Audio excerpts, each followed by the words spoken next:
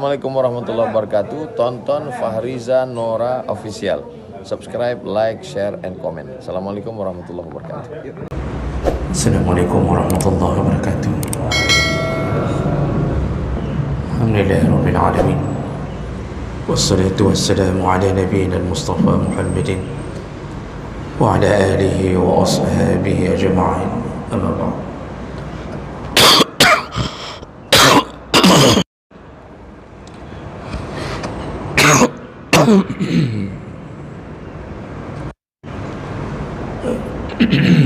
Rabbi shrah li sadri wa yassir li amri wahlul 'uqdatam min lisani yafqahu qawli. Segala puji bagi Allah, kemudian pada Rasulullah, pada keluarga dan sahabat-sahabatnya, jemaah salat subuh, bapak-bapak dan ibu-ibu yang Allah muliakan insyaallah. Pada subuh kita akan membahas tentang pahala sawabu sadaqatil fitr, yaitu tentang pahala atau kemuliaan orang-orang yang menunaikan zakat fitrah.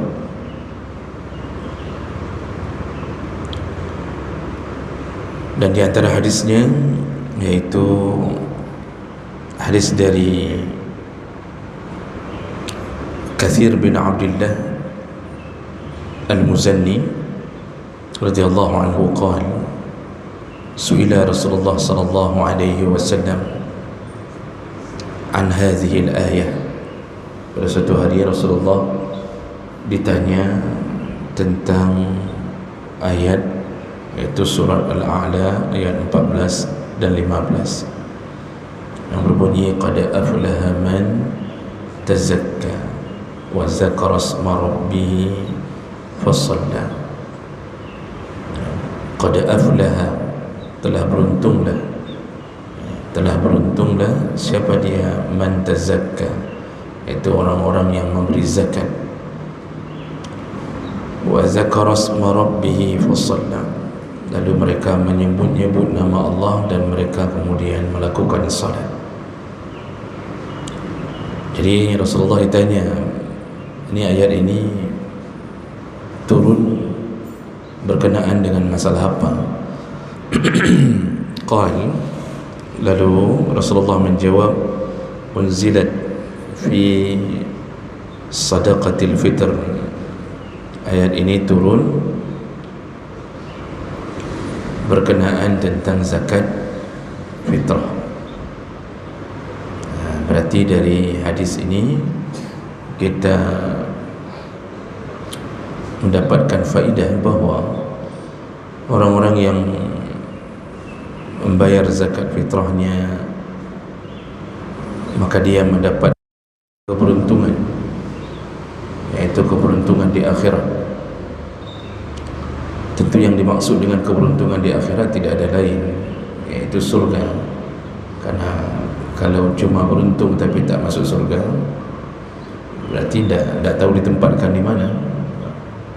Jadi kalau disebut orang-orang yang beruntung, al-muflihun, itu semua maksudnya adalah mereka bisa mendapatkan surga.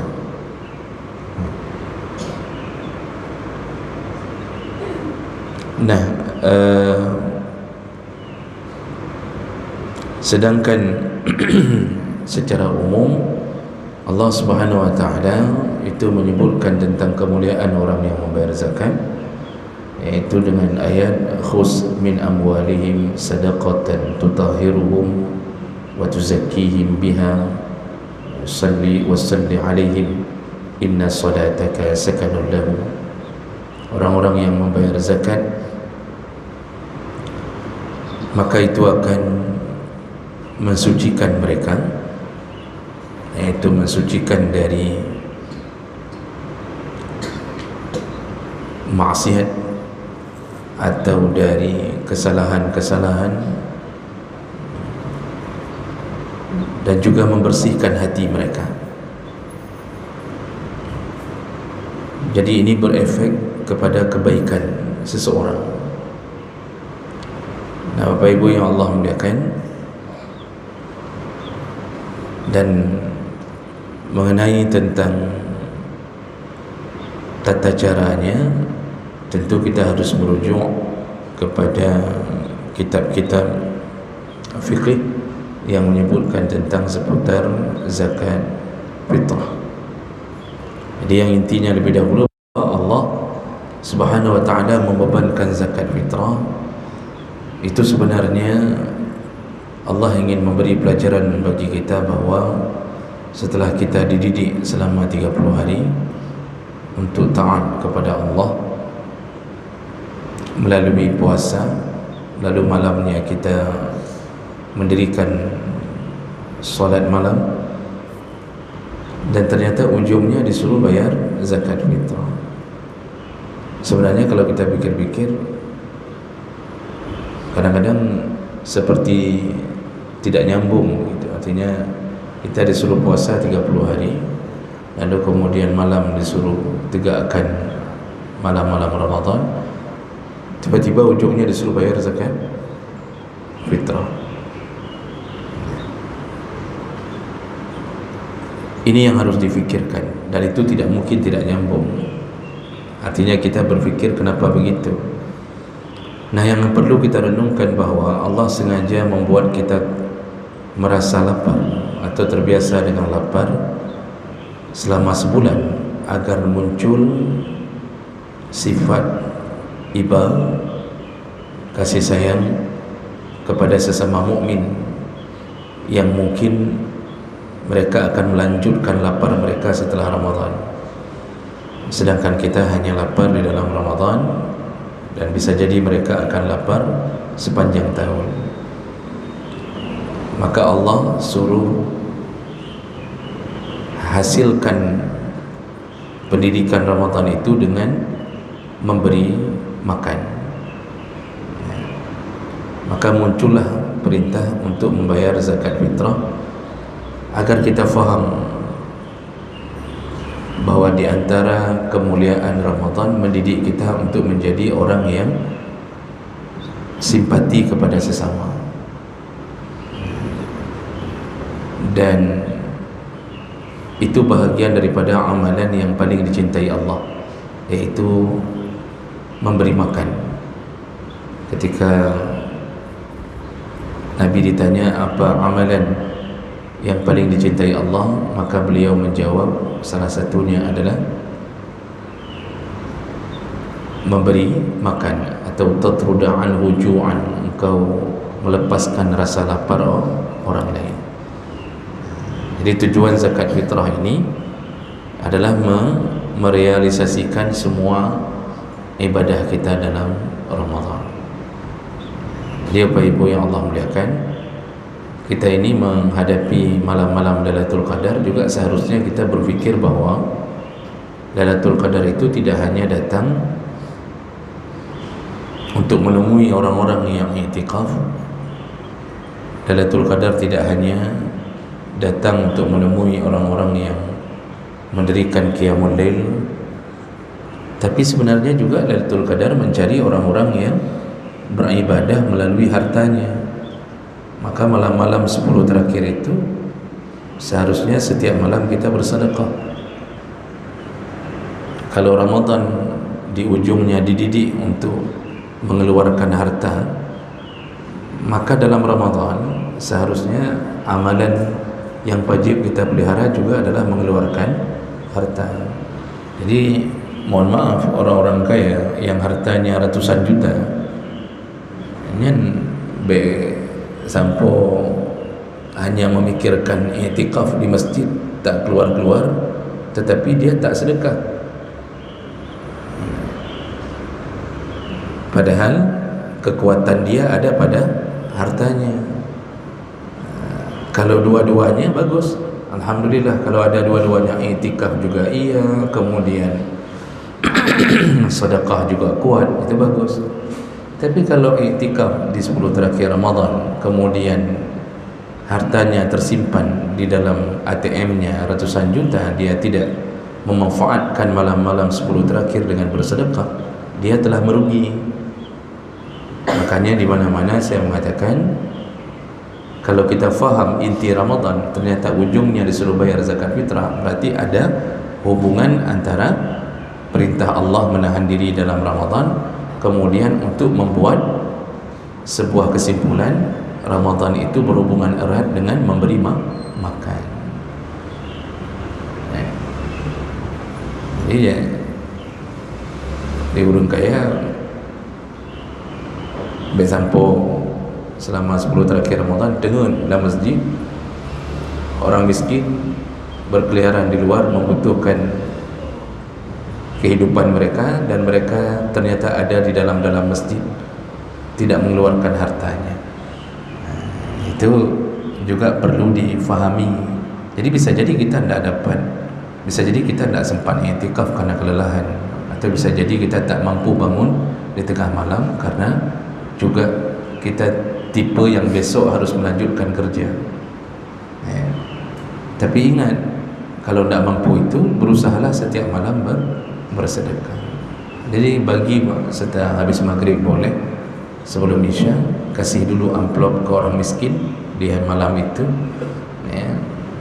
isi amplopnya dengan warna merah-merah, warna biru lepas itu warna merah, karena orang miskin kalau yang biru-biru udah biasa, buat dia merasa benar-benar bersyukur dengan keberadaan kita di samping-samping mereka tiap malam itu.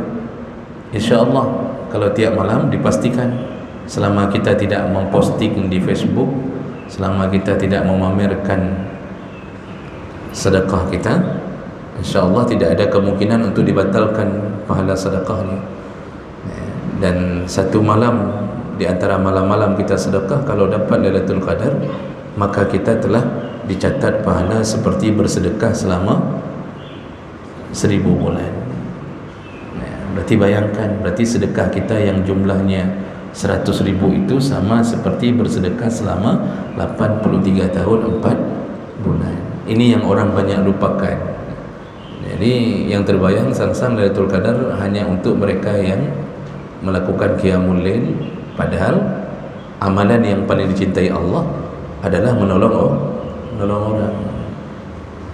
Jadi dari 4 amalan yang disebut Nabi ketika ditanya mana yang paling dicintai, tidak satu pun Nabi menyebutkan amalan pribadi, tapi semuanya berhubungan dengan sosial. Makanya di ujung Ramadan ternyata yang disuruh fikirkan juga sosial. Kita kalau kita buat ujian untuk orang, yang kita lihat kan di ujungnya dia jadi apa. Ini kita sudah buat ujian untuk anak-anak kita, buat ujian Al-Quran, buat ujian baca kitab. Yang kita inginkan di ujung apa? Anak ini jadi apa? Sudah 6 tahun di pesantren, anak ini jadi apa? Kan itu yang kita inginkan. Kan bukan hanya sekedar bisa baca kitab yang kita inginkan.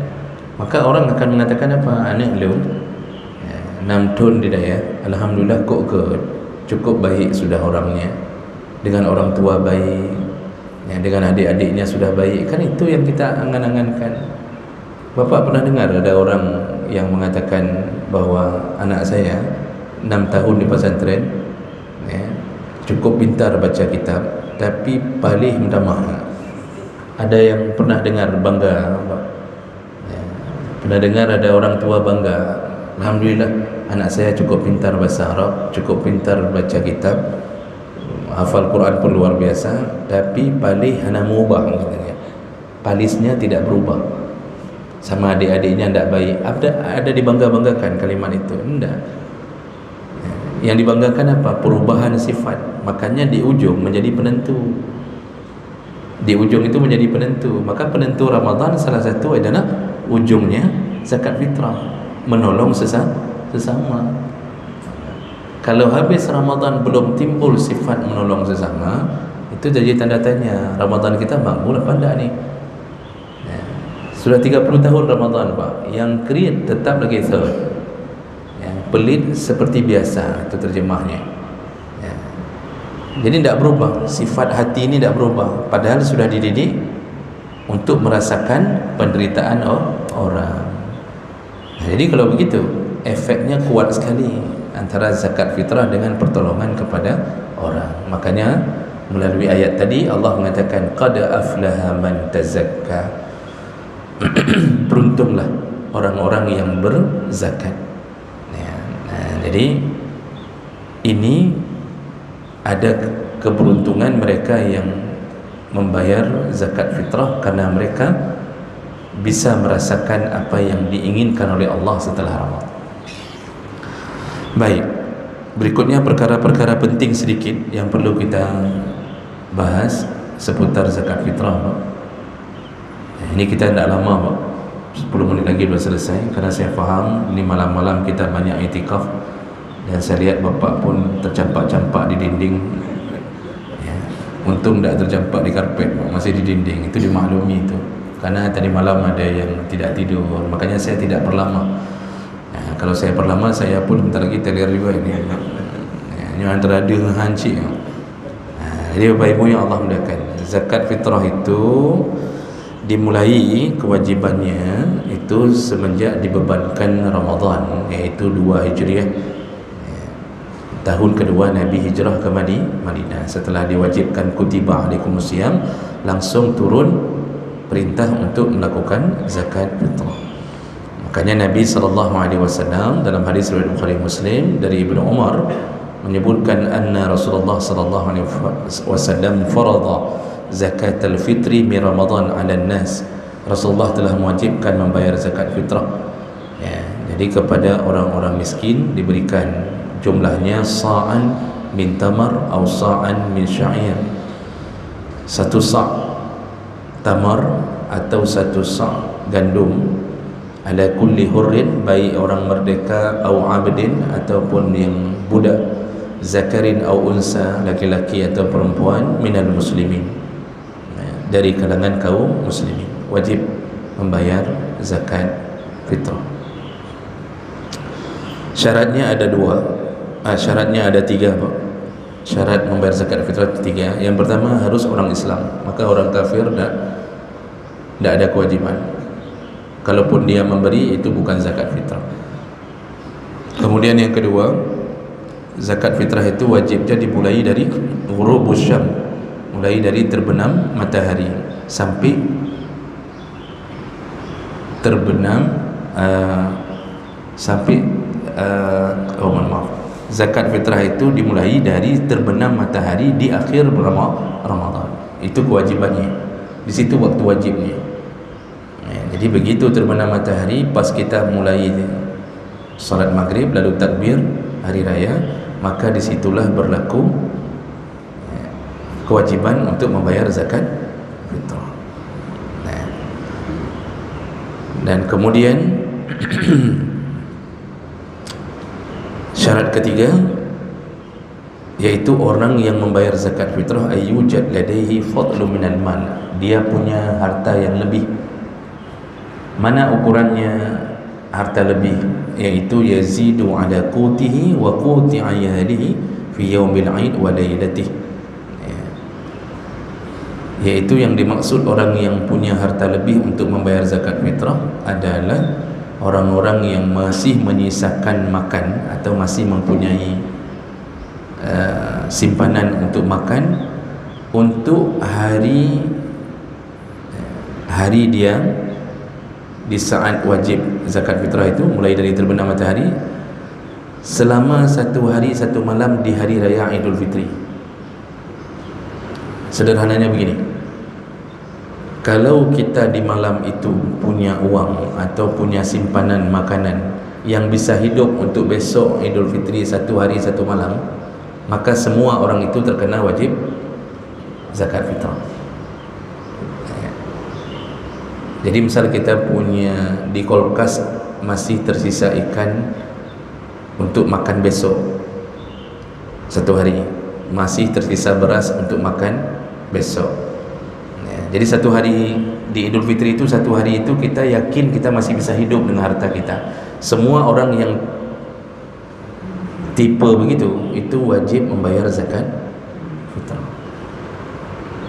Maka kalau itu ukurannya, ini yang saya bawa apa, kitab mazhab Syafi'i, itu fiqhul manhaji ada mazhab Syafi'i. Kalau begitu ukurannya, itu orang-orang miskin itu tidak semuanya menjadi mustahik zakat, tapi ada kemungkinan besar mereka pun menjadi muzaki, orang yang berzakat. Karena rata-rata orang Cina yang gasin tak sampai dia hitung dirinya besok nak makan sehari semalam, tak ada, jarang sekali kita temukan. Pengamis-pengamis tu kena zakat semua itu. Hai tiuro terduh mamplu, masih bisa hidup untuk Idul Fitri dia itu. Makan mungkin ada celengan, kena zakat maklum ya. Cuma kerana mindset kita, mindset pengemis, makanya kadang-kadang yang sudah layak bayar zakat pun nak mau bayar zakat, dia hanya ingin dibayarkan zakat untuknya. Jadi ini mental memiskin-miskinkan diri, itu yang paling bahaya. Jadi ukuran orang wajib bayar zakat fitrah, dia masih punya harta yang bisa hidup sampai hari raya Idul Fitri yang pertama, sehari semalam itu sampai maghrib besoknya, dari maghrib malam hari raya sampai maghrib berikutnya, dia masih yakin dia masih bisa hidup. Mereka semua terkena kewajiban zakat fitrah. Jadi jangan merasa menjadi mustahik penerima zakat, padahal dia juga harus memberi zakat. Berikutnya, siapa saja yang wajib mengeluarkannya? Yang pertama ya tentu orang-orang yang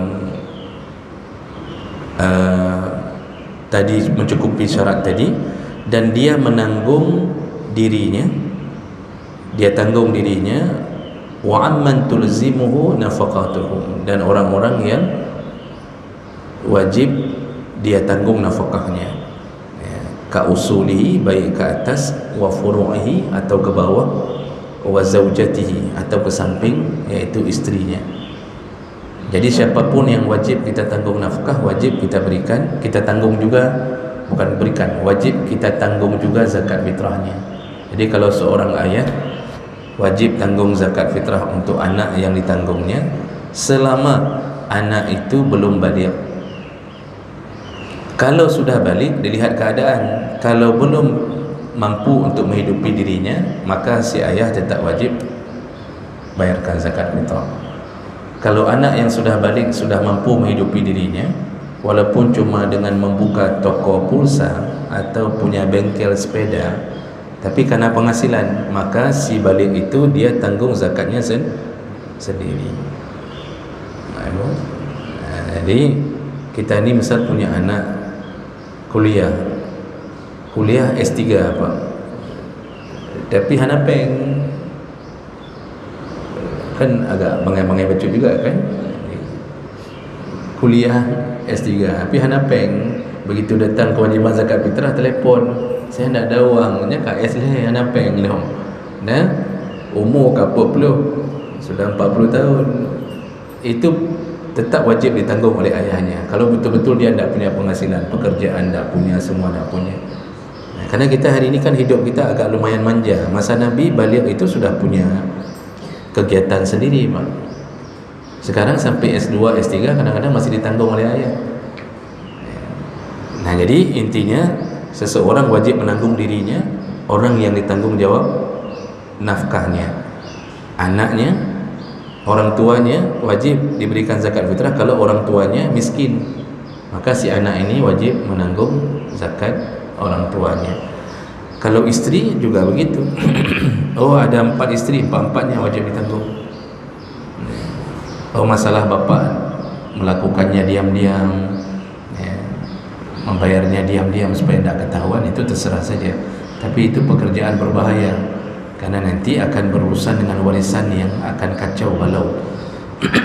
Jadi kalau punya istri lebih daripada satu, kasih tahu, jangan ke saya, ke istri pertama, biar nanti diakui anaknya untuk dapat warisan.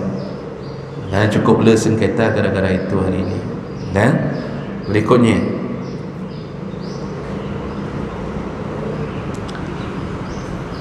juga kerabat-kerabat yang wajib ditanggung nafkahnya. termasuklah budaknya.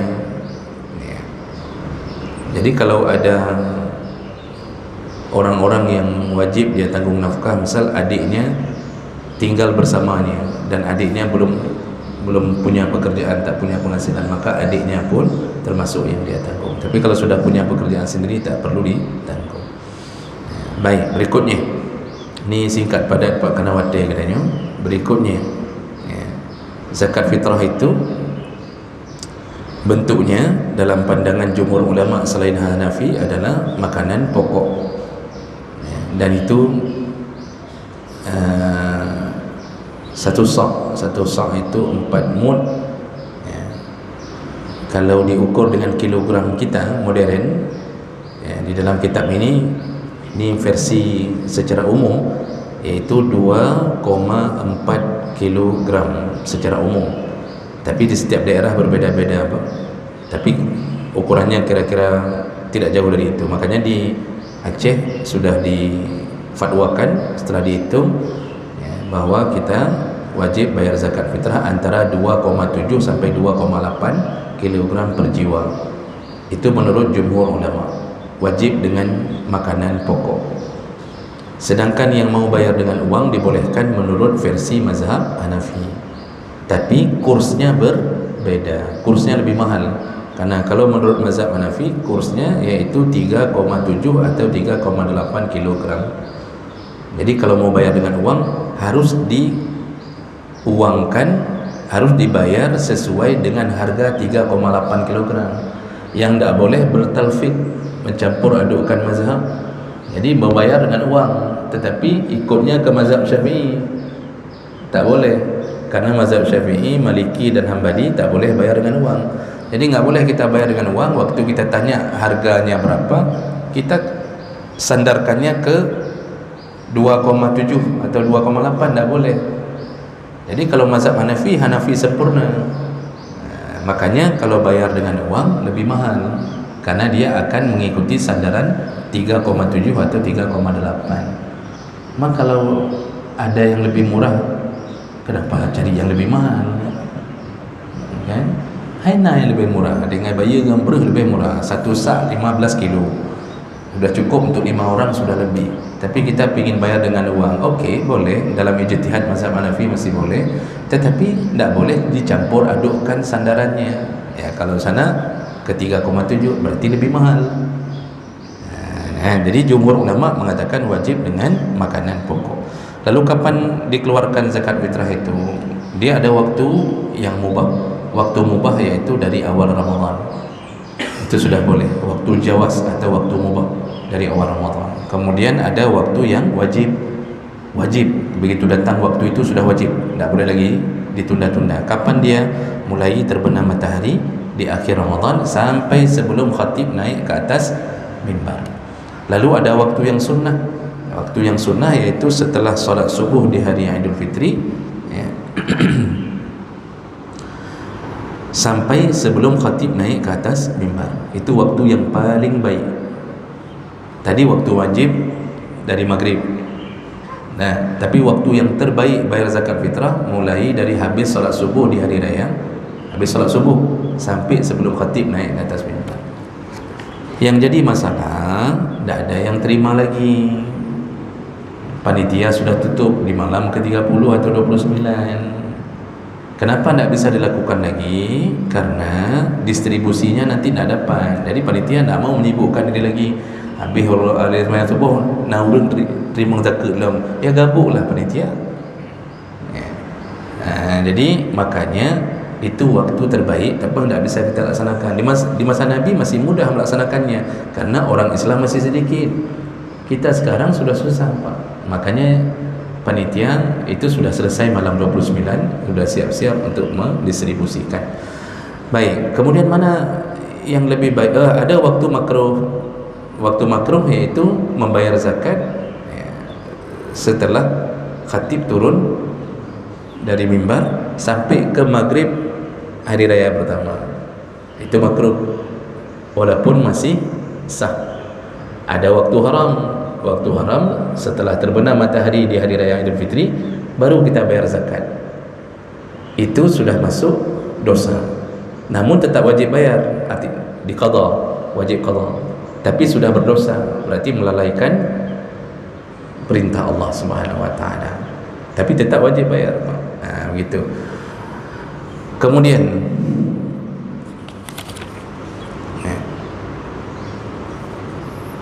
yang perlu diperhatikan lagi sedikit lagi adalah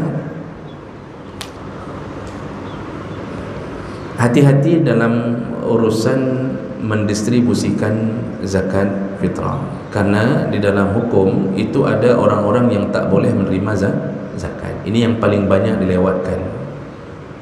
Jadi model sistem kadang-kadang dari kampung-kampung mandum je, sabu kampung merupa siapa-siapa aja dikasih semua. Padahal zakat itu telah Allah sebutkan hanya untuk 8 kelompok. Kalau Idul Fitri paling utama, zakat fitrah paling utama fakir dan miskin, karena berkenaan dengan mereka pun diajak bergembira di hari raya. Tetapi 8 kelompok itu secara umum dibolehkan. Nah, yang menjadi masalah, ada orang tak peduli tentang ada orang-orang yang haram menerima zakat. Siapa saja, Pak? Saya sebutkan singkat saja, Pak. Ini kerana khawatir ya. Pertama, turunan Nabi SAW. Turunan Nabi. Yang maksud turunan Nabi yang mana? Yang turunan berasal dari Bani Hashim dan Bani Abdul Muttalib. Jadi yang merasa menjadi turunan Nabi, yang seharusnya tidak terima zakat. Seharusnya. Ini kadang-kadang bergaduh turunan Nabi, zakat tahu aja. Yang betul-betul turunan Nabi, Pak, itu dari Bani Hashim dengan Bani Abdul Muttalib. Hasan Husain pernah bawa pulang sesuatu dari Baitul Mal, ya, lalu kemudian dilihat oleh Rasulullah, lalu kata Rasulullah, buang. Ya, turunan Nabi tidak boleh menerima zakat.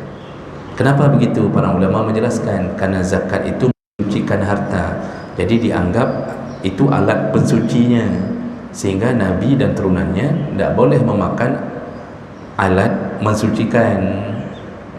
Itu diantara hikmahnya. Makanya Nabi suruh buang, tak boleh, kata Nabi, jangan buang. Hasan, Husain, buang.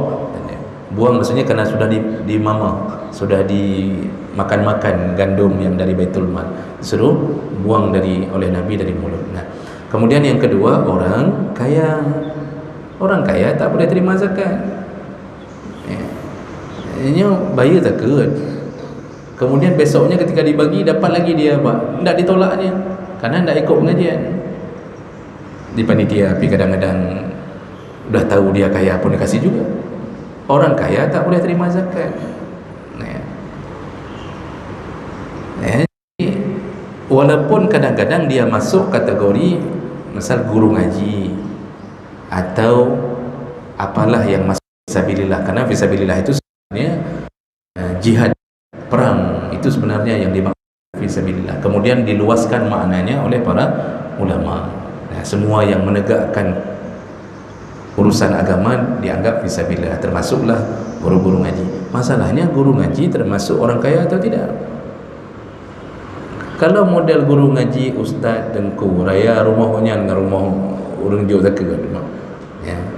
Kemudian mobil Pajero Alphard di belakang, ya. Kemudian gaji ada, jadi guru ngaji tapi juga PNS, gaji tiap bulan keluar.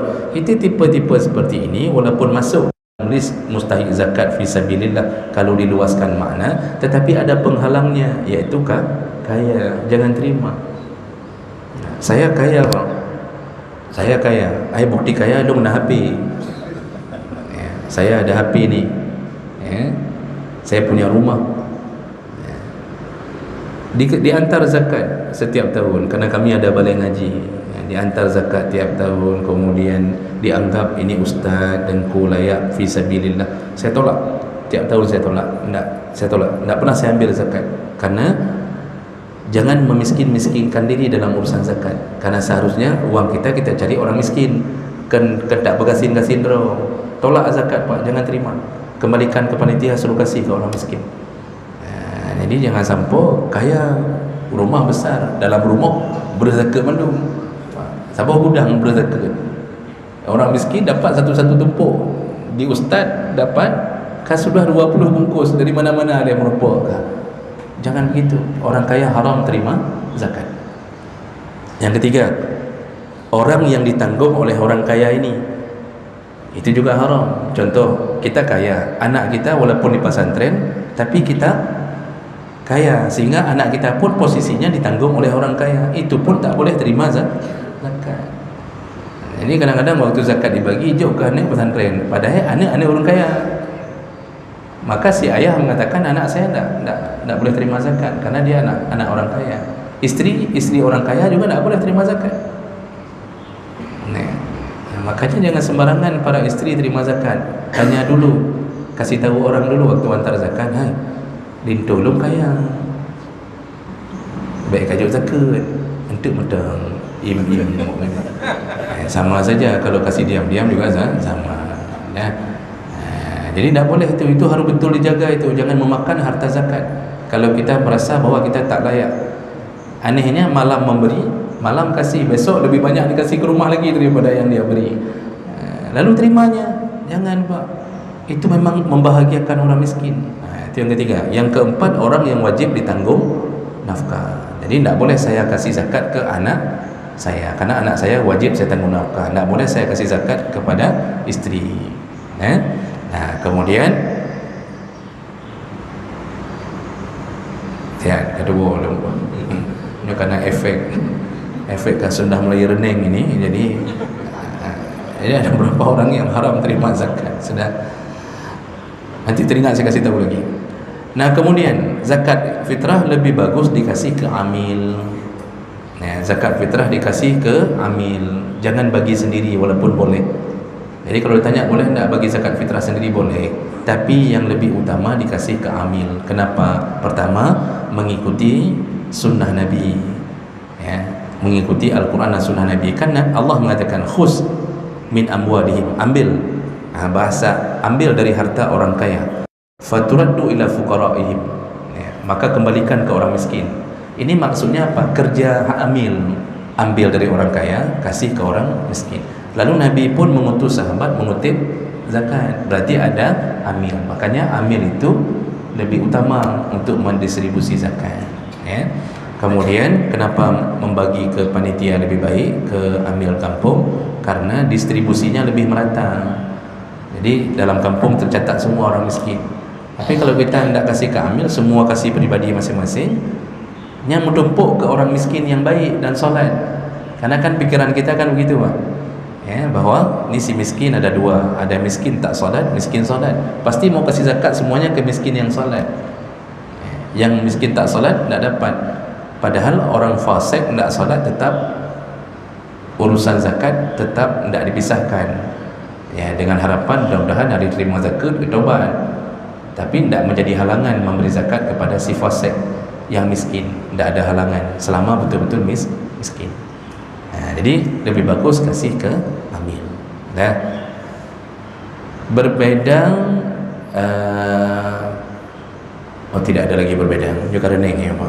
Nah, ya, jadi itu seputaran hal-hal penting tentang zakat fitrah. Baik, saya berhenti di sini Pak, ada waktu 5 menit, ya, mungkin bisa diperluas melalui pertanyaan. Silakan Bapak duluan.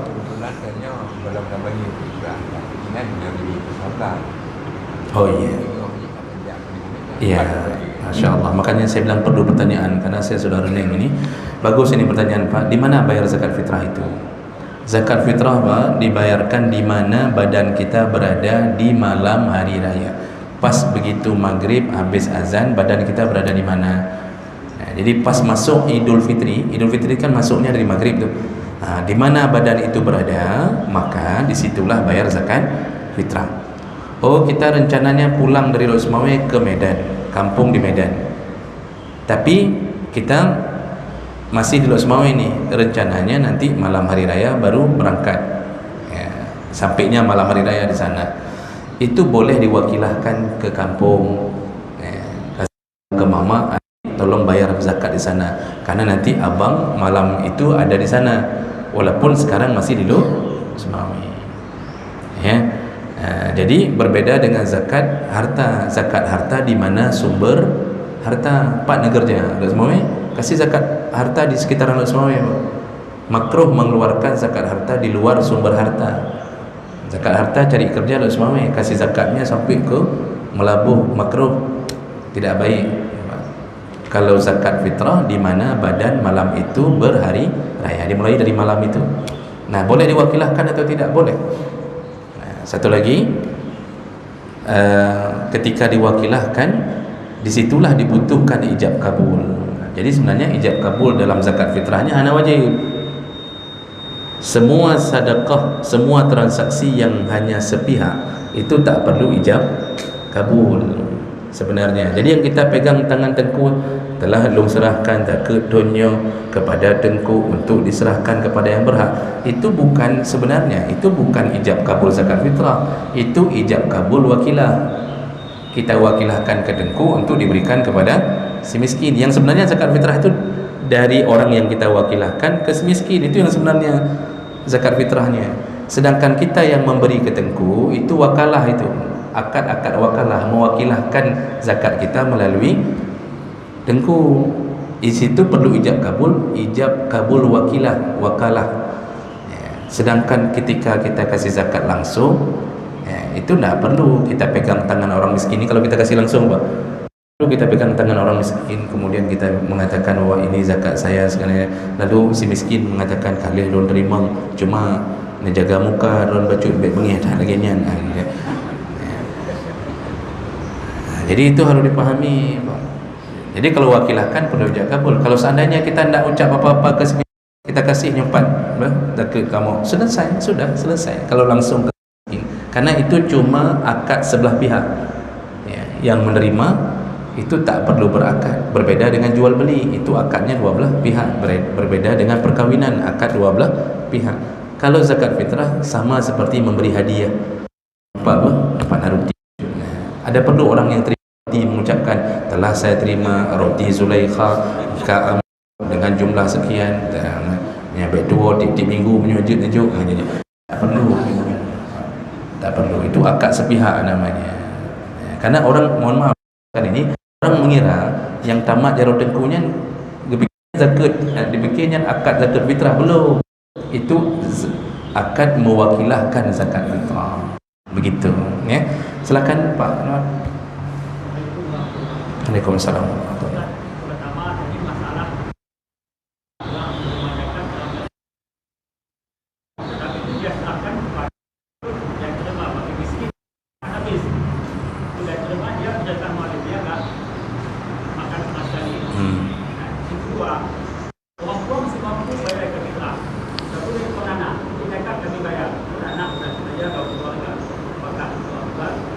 Baik. Yang ketiga, si miskin tadi dia sudah terima, kemudian dapat banyak, belum mampu dia bayar zakat banyak, dia bayar juga. Okey, baik, bagus. Ini bagus dah pertanyaan ya, Pak. Ya. Makin good makin dengar dah sampai ini. Ya, keras. Jadi Bapak Ibu yang Allah muliakan, saking good kedua pertanyaan. Yang pertama, orang kaya terima lalu dia kasih ke orang miskin. Selayaknya dia tak terima, karena dengan menerima dia sudah dianggap sebagai penerima. Selayaknya begitu diantar langsung dia bilang kamu hanya terima. Oh, si amil mengatakan, oh kalau bapak tak mau terima, bapak kasih aja ke orang lain. Di situ berarti dari amil sendiri sudah memerintahkan kasih ke orang, itu boleh. Tapi kalau terima duluan kita bagi lagi ke orang miskin, kita dianggap penerima zakat. Makanya selayaknya dari awal tolak, atau si amil mengatakan Pak minta tolong Pak dikasih ke si miskin yang lain aja. Langsung dari si amil memerintahkan kasih, itu kita dianggap bukan penerima. Itu boleh. Situ baru boleh kita ambil. Okey, jid longjok ke orang asin. Begitu Pak. Ya. Kemudian yang kedua, apa yang kedua? Orang tua mampu tapi dibayar oleh anak. Artinya, bolehkah anak membayar zakat orang tuanya yang mampu? Dasar hukumnya tidak boleh selama masih mampu bayar untuk masing-masing. Kecuali diwakilahkan tadi. Ini misal si anak ingin membayar zakat orang tuanya yang mampu, sedangkan tadi kewajiban syarat wajib zakat salah satunya adalah mampu. Berarti siapa yang mampu dia yang wajib bayar zakat, bukan dibayarkan oleh orang lain. Dan itu kalaupun terjadi maka harus seizin dari orang tersebut. Harus seizin, artinya si anak telepon, mak, zakat mama untuk tahun ni biar adik yang bayar ya, ini kami yang akan tanggung zakat fitrah mama. Kalau si mamanya mengatakan boleh nak, sudah mama izinkan, baru boleh terjadi, karena masalahnya mampu. Kalau tiba-tiba dibayarkan tanpa pemberitahuan, tidak sah, karena tidak ada terjadi wakilah ya, tak terjadi pemberitahuan, tidak ada terjadi wakilah apapun. Jadi kalau menanggung zakat orang mampu sama seperti orang mampu itu mewakilahkan kepada orang tersebut. Anjir tajuk zakat ke kau, kita bayarkan zakat orang tanpa memberitahukan dia kalau dia mampu. Berbeda dengan orang yang wajib kita tanggung nafkah, itu tidak perlu kita kasih tahu karena memang wajib kita tanggung nafkah. Nah begitu. Pertanyaan ketiga, miskin yang dapat ya lebih dapat sebagai ya si miskin Pak, jadi panitia sudah malam 30 itu sudah kasih rupanya si miskin ni banyak dapatnya ya, sampai di dalam rumahnya ada satu bukit beras. Kiban satu bukit beras ya. Nah satu tumpuk beras kula kan rupanya punya dihitung banyak sekali, sudah bisa hidup untuk seminggu. Apakah dia terkena wajib zakat? Kena. Berarti dia berubah dari mustahik menjadi muzaki. Maka dia pun segera keluarkan zakat sebelum khatib turun dari atas mimbar. Nah, jadi kasih saja ke fakir miskin yang lain. Kalau memang amil sudah tidak terima lagi, saat-saat genting begitu, si miskin yang baru dapat, sudah banyak sekali dapat ini, maka dia kasih saja ke fakir miskin yang lain. Dia berubah Pak, selama masih di dalam waktu wajib zakat. Dari maghrib Ramadan terakhir, dari malam Raya sampai ke khatib sebelum turun atas mimbar, rupanya si miskin ini berubah di waktu itu menjadi orang yang mampu. Disitulah dia wajib bayar zakat. Tetapi kalau si miskin baru dapat zakat itu didistribusikan oleh panitia ya, setelah misal panitia mendistribusikan zakat mendekati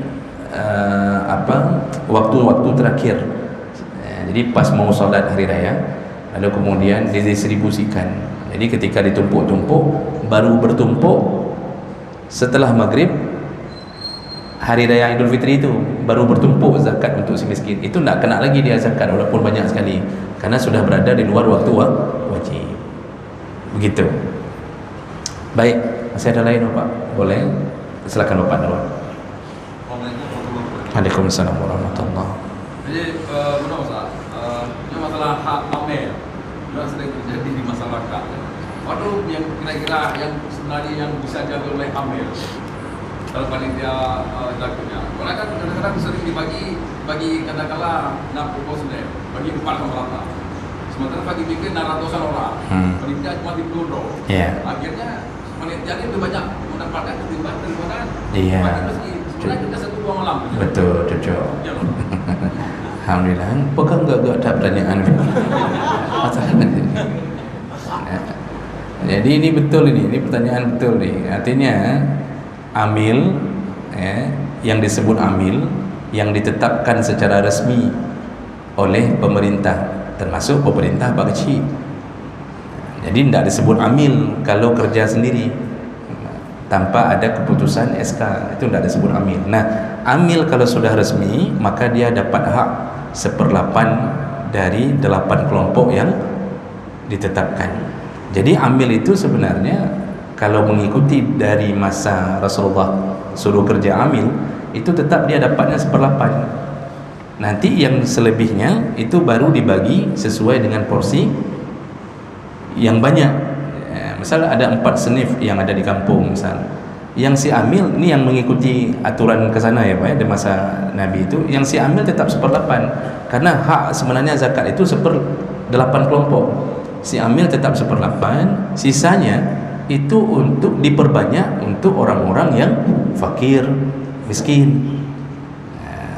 Jadi Kalau seandainya dalam sekampung cuma ada fakir, miskin, amil 3. Ini kalau dibagi 3, sedangkan amil jumlahnya cuma sekitar 5 ngero, harta dibagi 3, kakak mutumpuk bak amil,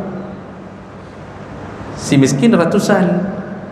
Makanya amil itu sebenarnya tetap 1/8, bagi 8 nilai tetap 1/8, lalu sisanya baru dibagi lebih banyak kepada orang-orang yang fakir dan miskin. Yang betul lagi apa pegahannya menyukai lagi yang cerita amil kakak tumpuk amil. Apalagi amil itu seharusnya bekerja full, mengutip, membagi. Dan sedangkan tukang becak yang disuruh sama amil, dia bukan amil. Berarti kan kerja amil hari ini sebenarnya lebih ringan.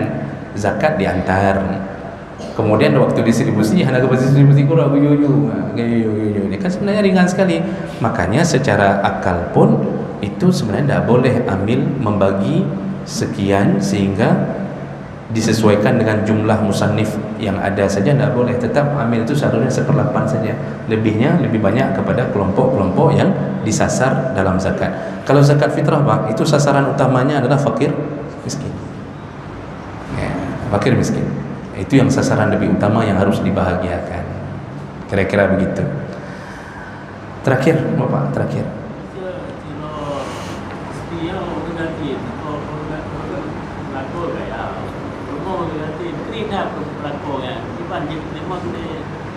Si istri, iya.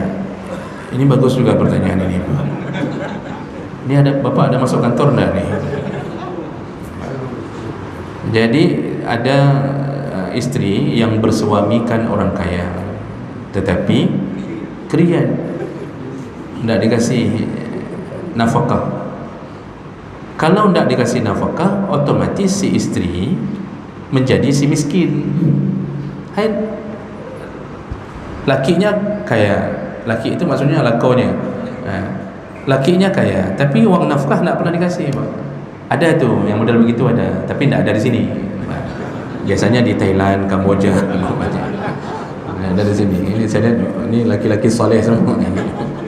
Nah, jadi ada itu yang model begitu, dan saya menerima curhat dari beberapa orang yang begitu. Lakolong Ustaz, kan cukup kerian lakolong.